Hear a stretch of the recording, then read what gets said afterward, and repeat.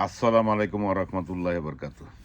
ওয়াকারের যে হালায় না চিনছে এই হালায় মনে করেন মানুষের কাতারই নেই। কারণ ওয়াকার এমন ভাব ধরে মনে হচ্ছে কিচ্ছু জানে না, বাজা মাছটা উল্টাই খাইতে পারে না।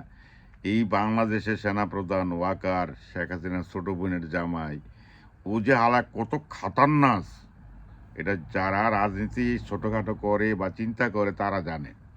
এটা ক্যান্টনমেন্টের থেকে আমি অনেক তথ্য পাইছি, ঠিক আছে। ও হালাইলে এমন এক চিজ, এমন বাপ দেখায় বাজা মাছটা উল্টায় খাইতে পারবে না, কিন্তু হালায় বাজা মাছ খাইয়া এই বাজা মাছের কাটা কার গদা ঢুকায় ওই হালায় টার পাইব না, পরে কেউ যে ব্যথা করতে। এই নাম হলো ওয়াকার। ও হইলো পিওর ইন্ডিয়ান মাল। কারণ সেই পিওর ইন্ডিয়ান মাল প্লাস আর্মিদের উপর লেভেলে যে কজন সন্ত্রাসী আছে এই সন্ত্রাসীদের গডফাদার হলে এই ওয়াকারুজ্জামান। কারণ এই বাঞ্চতে দেখেন, সে একজন সন্ত্রাসী না হলে বাংলাদেশের যখন গণ আন্দোলন জুলাই আন্দোলনের মধ্যে শেখ হাসিনার পতন হলো, সে শুধু শেখ হাসিনারে বিদায় করে নাই শাসন, মানে সে 720 জন লোকের ক্যান্টনমেন্টে আশ্রয় দিয়েছে। এটি কিন্তু একদিন দুই দিনে যায় নাই। কিছু বিমানে বহিরাগত দেশে বাইরে গেছে, কিছু ইন্ডিয়া গেছে, সবাই কিন্তু নিরাপদে গেছে। বাংলাদেশের মানুষ টেরও পায় নাই, আজও পর্যন্ত এটা রহস্যই পায় নাই কে কোন হান্দা গেছে। এই হালা এলো বিশ্ব সন্ত্রাসী, বাংলাদেশের মধ্যে সর্বশ্রেষ্ঠ লাইসেন্সারি সন্ত্রাসী এই ওয়াকারুজ্জামান। এই যে এখন সে বড় হজ করে যে সুন্দর সুন্দর দাড়ি রাখছে, আবার চায়ের খরিভার নামে ক্যান্টনমেন্টে বিভিন্ন শাখাগুলা দিছে, ওটা আমি জানি না কোন শাখাগুলা দিছে।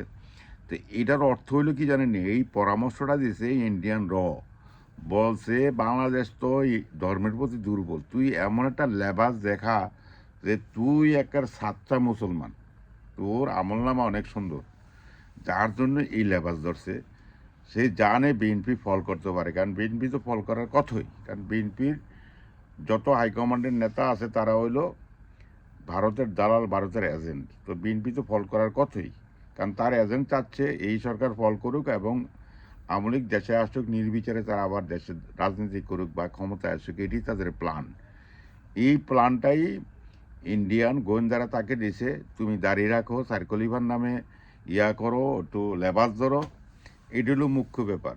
এ হালায় যদি এখন জামাত কিন্তু এটা টায়ার পাইলেছে, জামাত জানে জামাতের লোকটা কিন্তু সবাই উচ্চশিক্ষিত বিচক্ষণ, ওই যে বিএনপির মতো চান্দাবাজ না, এরা দেশ নিয়ে বহুত ভাবে।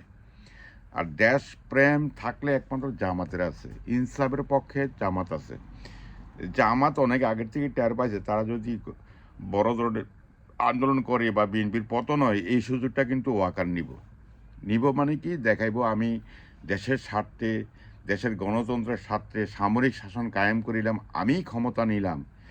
এইটা হইল মূল ব্যাপার, যার জন্য জামাতের পরিস্থিতি ওয়াকার তার কার্যক্রম করতে পারতেছে না। কারণ জামাত বহু ঠান্ডা মাথায় কাজ করে, যার জন্য এই সুযোগটা ওয়াকার নিতে পারতেছে না।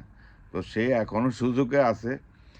এই যে বিদ্যুৎ টিদ্যুৎ বাংলাদেশে না, এটি বিদ্যুৎ এটি কোনো সমস্যা নেই এটি, কারণ ওই যে তারেক রহমান তো একটা আবালসোতা রাজনীতি করে, তার বিচক্ষণতা নাই, তার চারে পাশে শত্রু এটা জানে না। সচিবালয়ে রয়ে গেছে শেখ হাসিনার লোক, আর্মি বড় বড় অফিসার হয়েছে শেখ হাসিনার লোক, আদালতে রয়েছে শেখ হাসিনার লোক। এরাই সিস্টেম করে বিদ্যুৎটাকে, গ্যাসটাকে একটা ঘাটতি দেখাইছে, যাতে এই বিএনপির পতন হয় আন্দোলনের মাধ্যমে। এই সুযোগে ওয়াকার ক্ষমতা নিব, শেখ হাসিনা তার দলবল নিয়ে দেশে আসবে, কোনো বিচার আচার কিছুই হবে না, তারা আবার রাজনীতি করবে। তারপরে এই মূল প্ল্যান, এই যে সেনাপ্রধান ওয়াকারুজ্জামান, এটাই মুখ্য ব্যাপার, এটা অন্য কিছু না। ও হালা হলো কমপ্লিট ভণ্ড ক্রিমিনাল, ভারতপন্থী, ভারতীয় মাল। এটা একবারে ইউনিভার্সাল ট্রু, তার কোনো দেশপ্রেম নাই, তার কিচ্ছু নাই। সেই হলো একটা ভণ্ড, কমপ্লিট ভণ্ড। কারণ আমলিক কোনো দিন মুসলমান না, আমলিক কোনো দিন দেশের মানুষ না।